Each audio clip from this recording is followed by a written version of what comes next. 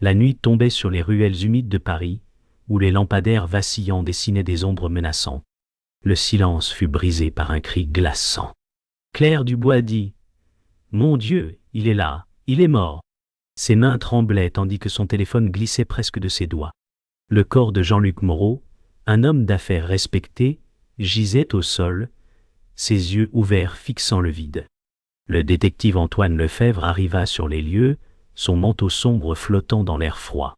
Antoine Lefèvre dit « Éloignez-vous, personne ne doit toucher à rien. » Le souffle de Claire Dubois saccadé se mélangeait au bruit lointain d'une sirène. Un policier novice, Marc Lambert, s'approcha avec hésitation. Marc Lambert dit « Monsieur, la scène est sécurisée, mais il y a du sang partout. » Point. Antoine Lefèvre observa les détails, les mains serrées dans ses poches, ses pensées envahies par un malaise familier. Il savait que ce meurtre ne serait pas ordinaire, qu'il cachait une vérité bien plus sombre que ce que les yeux pouvaient voir. La pluie fine tombait sur le pavé, brouillant les traces de pas et rendant l'air encore plus lourd. Antoine Lefèvre observa chaque détail, son esprit remontant à une vieille affaire qui n'avait jamais trouvé de justice. Claire Dubois dit « Il avait peur ces derniers jours, il recevait des menaces. » Marc Lambert prit des notes maladroitement, ses mains tremblantes. Marc Lambert dit « Ces menaces, madame, avez-vous des preuves ?» Claire Dubois détourna le regard, ses yeux embués fixant un coin sombre de la ruelle. Le narrateur décrivit le poids du silence, une vérité cachée sous les mensonges qui commençaient à se dévoiler. Le vent souffla à travers la ruelle, éteignant une cigarette tombée. Antoine Lefèvre se pencha vers Claire Dubois, son regard perçant.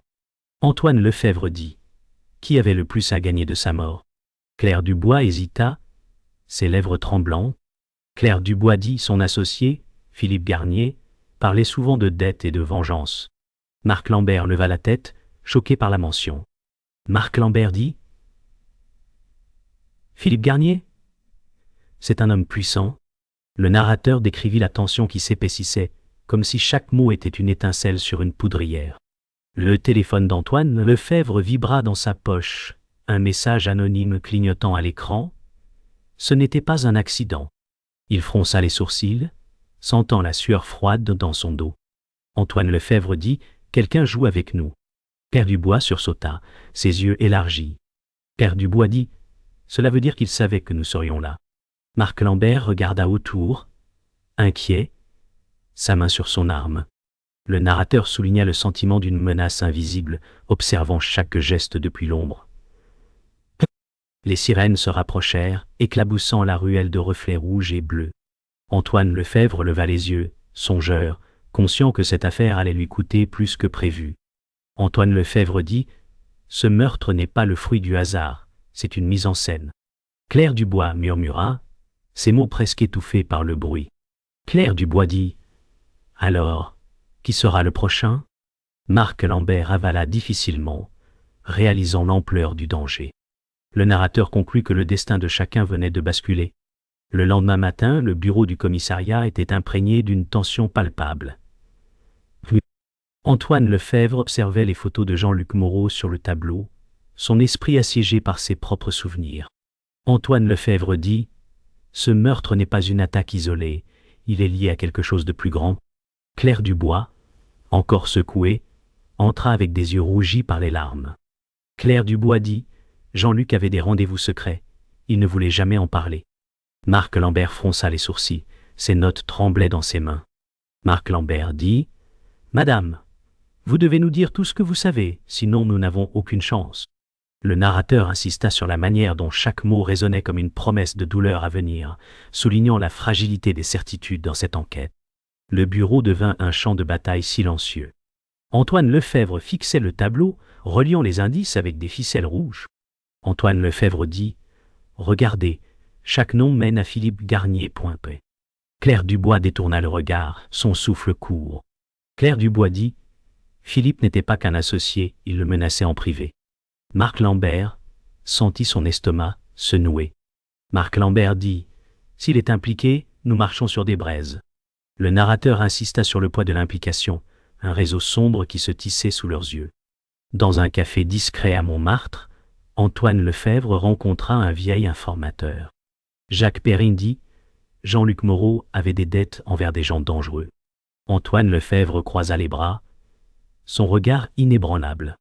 Antoine Lefèvre dit « Donnez-moi des noms, Jacques, pas des rumeurs. » Jacques Perrin alluma une cigarette, ses mains tremblantes. Jacques Perrin dit « Philippe Garnier et ses partenaires étrangers. » Il voulait le faire taire. Le narrateur décrivit l'air saturé de fumée et de secrets. Chaque mot brûlant comme une étincelle sur un baril de poudre. En sortant du café, Antoine Lefèvre sentit qu'on l'observait. Il s'arrêta brusquement, le souffle suspendu. Antoine Lefèvre dit « Quelqu'un nous suit. » Marc Lambert, qui l'accompagnait, chercha nerveusement du regard. Marc Lambert dit « Je ne vois rien, mais j'ai l'impression que chaque pas résonne trop fort. » Claire Dubois les rejoignit quelques instants plus tard, sa voix basse. Claire Dubois dit « Jean-Luc craignait toujours les ombres derrière lui. » Le narrateur fit remarquer que Paris, ce matin-là, paraissait soudainement plus sombre, chaque rue étroite devenant une menace silencieuse. De retour au commissariat, un dossier anonyme attendait sur le bureau d'Antoine Lefèvre. Ses doigts effleurèrent la chemise cartonnée, un frisson traversant sa colonne vertébrale. Antoine Lefèvre dit « Quelqu'un veut que nous découvrions la vérité, mais à quel prix ?» Claire Dubois s'approcha, les lèvres serrées. Claire Dubois dit « Si Jean-Luc cachait un secret, alors nous sommes déjà en danger. » Marc Lambert jeta un coup d'œil au document, ses yeux écarquillés. Marc Lambert dit « Ceci n'est pas une simple affaire de meurtre, c'est un piège tendu pour nous. » Le narrateur expliqua que la quête de vérité avait cessé d'être un choix, elle était désormais une malédiction. La pluie battait contre les vitres du commissariat alors qu'Antoine Lefèvre feuilletait le dossier anonyme. Antoine Lefèvre dit « Chaque indice pointe vers Philippe Garnier mais quelque chose ne colle pas. » Claire Dubois se tenait à ses côtés, le visage pâle. Claire Dubois dit « Jean-Luc craignait ses propres alliés, il m'a supplié de ne pas parler. » Marc Lambert, nerveux, jeta un coup d'œil aux photographies maculées de sang Pointeau. Marc Lambert dit « On dirait qu'il menait une double vie, monsieur Pointe. » Le narrateur décrivit la tension qui enserrait la pièce, chaque respiration lourde annonçant un danger imminent. Un appel inattendu interrompit le silence. Une voix déformée au téléphone lança un avertissement glaçant. Inconnu dit « Arrêtez l'enquête, ou d'autres mourront. » Antoine Lefèvre serra le combiné avec colère. Antoine Lefèvre dit « Qui êtes-vous? Montrez-vous. » Claire Dubois porta ses mains à son visage, bouleversée. Claire Dubois dit « C'est le même ton que les menaces qu'il recevait. » Marc Lambert tenta de calmer son supérieur. Marc Lambert dit « Si nous continuons, il faudra être prêt à tout. » Le narrateur rappela que chaque menace sonnait comme une prophétie funeste. Dans un parking souterrain désert, Antoine Lefèvre retrouva Jacques Perrin pour plus de réponses. Jacques Perrin dit « Philippe Garnier n'est pas seul, il a des alliés dans la police. » Antoine Lefèvre s'approcha, ses yeux brûlants de détermination. Antoine Lefèvre dit « Alors quelqu'un de nos rangs nous trahit. » Jacques Perrin trembla en tirant sur sa cigarette. « Un homme. » Jacques Perrin dit « Si vous creusez, vous êtes déjà un homme mort. » Le narrateur décrivit l'écho inquiétant des pas dans ce lieu vide, transformant chaque ombre en menace. À son retour, Antoine Lefèvre découvrit que son bureau avait été fouillé. Les tiroirs étaient entr'ouverts, les papiers éparpillés. Antoine Lefèvre dit « Ils savent tout de nous, ils nous surveillent. » Claire Dubois ramassa une photo froissée du sol, ses yeux humides. Claire Dubois dit « Ils veulent effacer Jean-Luc de l'histoire. » Marc Lambert, livide, brandit un dossier vide. Marc Lambert dit « Les preuves ont disparu, monsieur. » Le narrateur rappela que chaque vérité se dérobait, avalée par une ombre plus vaste encore. Alors que la nuit tombait à nouveau, Antoine Lefèvre se retrouva seul dans son appartement. Les souvenirs d'une ancienne affaire le hantaient. Antoine Lefèvre dit « Chaque fois que je me rapproche de la vérité, tout s'effondre. » Une silhouette passa brièvement derrière sa fenêtre, disparaissant aussitôt. Claire Dubois l'appela depuis son téléphone, sa voix brisée. Claire Dubois dit « Ils savent où vous vivez, faites attention. » Marc Lambert, inquiet, envoya un message. « Nous devons rester unis, sinon ils nous détruiront. » Le narrateur insista sur l'impression qu'un piège invisible se refermait autour d'eux. L'orage grondait au-dessus de Paris, alors qu'Antoine Lefèvre rouvrit le dossier de Jean-Luc Moreau. Ses yeux s'arrêtèrent sur une signature oubliée. Antoine Lefèvre dit « Philippe Garnier n'est pas le cerveau, il y a un autre nom ici. » Claire Dubois se pencha, ses doigts tremblants effleurant le papier. Claire Dubois dit « C'est impossible, il s'agit d'un homme de confiance. » Marc Lambert resta figé, ses pupilles dilatées par la stupeur. Marc Lambert dit « Si cela est vrai, alors c'est l'un des nôtres. » Le narrateur insista sur la révélation brutale. La victime n'était peut-être pas aussi innocente que tous le croyaient. Antoine Lefèvre réunit Claire Dubois et Marc Lambert dans une salle close. Antoine Lefèvre dit « Jean-Luc Moreau blanchissait de l'argent, il n'était pas une victime innocente. » Claire Dubois se leva, sa voix brisée. Claire Dubois dit « Vous mentez, il m'aimait, il voulait me protéger. » Marc Lambert tenta de tempérer la tension. Marc Lambert dit « Si Jean-Luc était impliqué, son meurtre prend un autre sens. » Le narrateur souligna que la confiance s'effritait, l'image du mort basculant dans une obscurité inévitable. Jacques Perrin revint avec de nouveaux aveux. Jacques Perrin dit « Jean-Luc Moreau travaillait avec Philippe Garnier pour couvrir des trafics. » Antoine Lefèvre claqua la table. Antoine Lefèvre dit « Alors son meurtre n'était pas un hasard, mais une élimination. » Claire Dubois trembla, ses yeux noyés de larmes. Claire Dubois dit « Il m'avait promis d'arrêter, je l'ai cru. » Le narrateur fit résonner chaque mot comme une trahison révélée trop tard, une vérité que personne ne voulait affronter.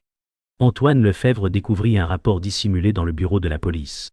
Antoine Lefèvre dit « C'est signé par un supérieur.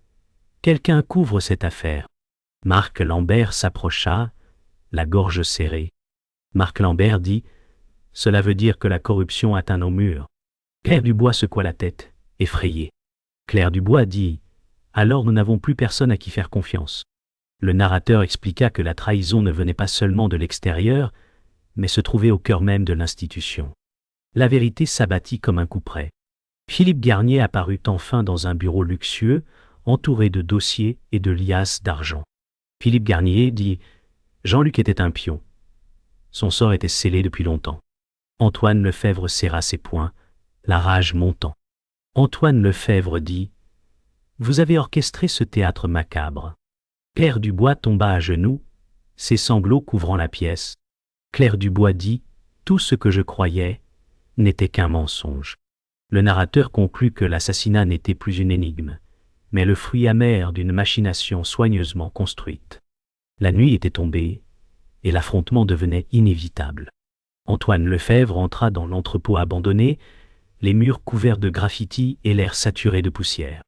Antoine Lefèvre dit « Philippe Garnier, montrez-vous, le jeu est terminé. » Une voix ricana dans l'ombre.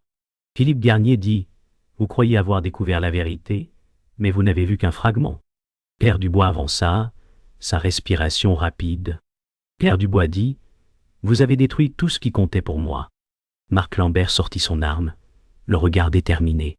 Marc Lambert dit « Plus un pas, monsieur Garnier, ou je tire. » Le narrateur rappela que chaque seconde rapprochait les personnages d'un point de rupture inévitable.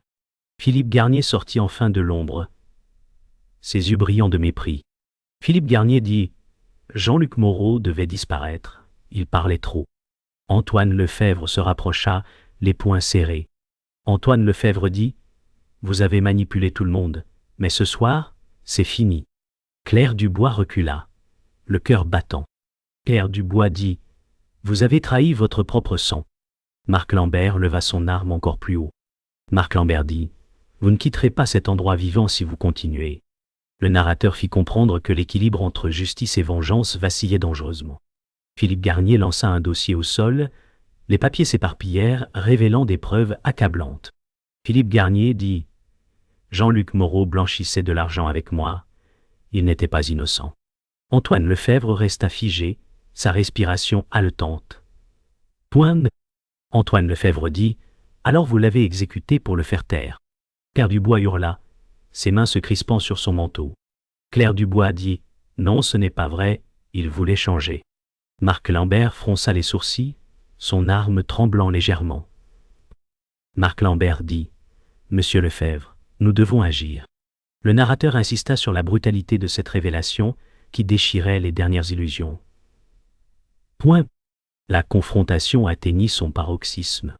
Philippe Garnier sortit une arme dissimulée et la pointa vers Claire Dubois. Philippe Garnier dit « Elle doit mourir, elle en sait trop. » Antoine Lefebvre bondit en avant, la colère éclatant.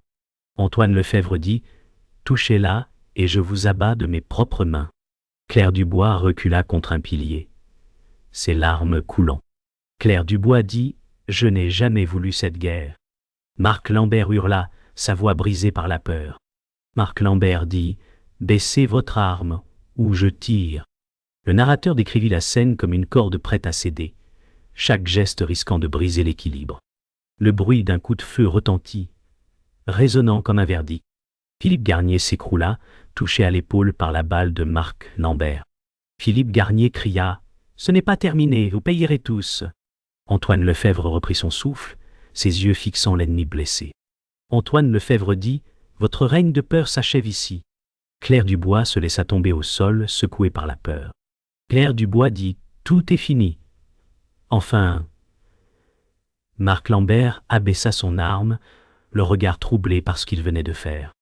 Marc Lambert dit « Je n'ai pas eu le choix. » Le narrateur insista que cette victoire avait un goût amer, car rien ne pouvait effacer les cicatrices laissées par ce combat. Le silence s'abattit sur l'entrepôt après le coup de feu. Antoine Lefebvre fixait Philippe Garnier au sol, sa respiration courte et hachée. Antoine Lefebvre dit « Vos mensonges s'arrêtent ici. La justice parlera. » Philippe Garnier, le visage crispé par la douleur, répondit avec un sourire glacé. Philippe Garnier dit « Vous ne savez pas qui tire vraiment les ficelles. » Claire Dubois, secouée, posa une main tremblante sur son manteau. Claire Dubois dit « Tout ce que j'ai cru s'effondre. » Marc Lambert baissa lentement son arme, sa voix basse. Marc Lambert dit « Nous avons survécu, mais pour combien de temps ?» Le narrateur rappela que la victoire avait le goût amer du sacrifice et de l'incertitude. Au commissariat, les agents transportèrent Philippe Garnier menotté, son regard toujours arrogant malgré ses blessures. Antoine Lefebvre dit « Même brisé, il croit encore contrôler ce Jehan. » Claire Dubois détourna les yeux, incapable de soutenir sa présence. Claire Dubois dit « Il a détruit Jean-Luc et tout ce que nous étions. » Marc Lambert se pencha vers son supérieur. Marc Lambert dit « Nous devons rester vigilants, monsieur. Il n'est qu'un pion. » Le narrateur insista que la capture de Philippe Garnier ne signifiait pas la fin, mais un pas vers un complot plus vaste. Dans son bureau, Antoine Lefebvre revit les dossiers confisqués, des preuves reliant Jean-Luc Moreau à un réseau international. Antoine Lefebvre dit « Ce n'était pas un homme traqué, mais un complice. » Claire Dubois éclata en sanglots, ses mains couvrant son visage. Claire Dubois dit « Non, il voulait changer, il me l'avait promis. » Marc Lambert, assis en face, secoua la tête. Marc Lambert dit « Les faits sont là, madame, et ils sont cruels. » Le narrateur décrivit le poids de la vérité, une ombre qui dévorait toutes les illusions restantes. Un soir tard, Jacques Perrin rejoignit Antoine Lefebvre dans une rue sombre. Jacques Perrin dit « Vous avez arrêté Garnier. Mais le vrai maître est ailleurs. » Antoine Lefebvre serra les poings, ses yeux fixant l'horizon. Antoine Lefebvre dit « Alors le combat ne fait que commencer. » Jacques Perrin jeta un regard inquiet autour de lui. Jacques Perrin dit « Faites attention, il vous observe déjà. » Le narrateur insista sur le sentiment que, malgré la victoire, la guerre contre l'ombre ne faisait que s'intensifier.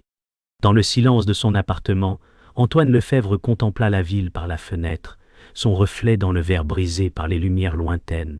Antoine Lefebvre dit « Chaque vérité révélée détruit un peu plus de moi. » Le téléphone vibra, un message anonyme apparaissant. Message inconnu dit « Vous n'avez fait que gratter la surface. » Claire Dubois, en ligne, supplia d'une voix brisée. Claire Dubois dit « Promettez-moi que vous ne laisserez pas ce sacrifice être vain. » Marc Lambert envoya un court message. Marc Lambert dit « Je serai à vos côtés quoi qu'il arrive. » Le narrateur conclut que la résolution n'était pas une fin, mais une promesse d'épreuve plus sombre encore. Le ciel de Paris était lourd, chargé d'un silence étrange. Antoine Lefebvre rentra chez lui pensant que l'affaire était close. Mais une enveloppe noire l'attendait sur sa table. Antoine Lefèvre dit « Qui a pu entrer ici ?»